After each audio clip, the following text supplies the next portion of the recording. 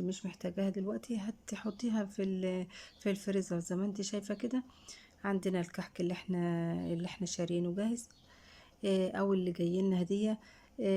فانا مش محدش كله دلوقتي، فانا مش هرميه ولا اي حاجة خالص. انا هجيب العلب بتاعة التلاجة وابدأ اصفه كده بالطريقة ديت واحطه. شهر 20 يوم اطلعه، يكون الحكاية الكحك وحشنا تاني، ياكلوه بالهنا والشفا ان شاء الله. انما لو سبتيه في الحر طبعا هيفسد منك ويبوظ، خسارة بحاجة متكلفة وحاجة مشاريع غالية. بنفس الطريقة كده لو عندك برضو سبل، اي حاجة موجودة عندك هتحطها طبعا في العلبة وتحطها على رف في الفريزر، مش هيجرى اي حاجة خالص. او لو موجود عندك برضو الحلويات، باقي موجود حلويات مشكلة، اي نوع حلويات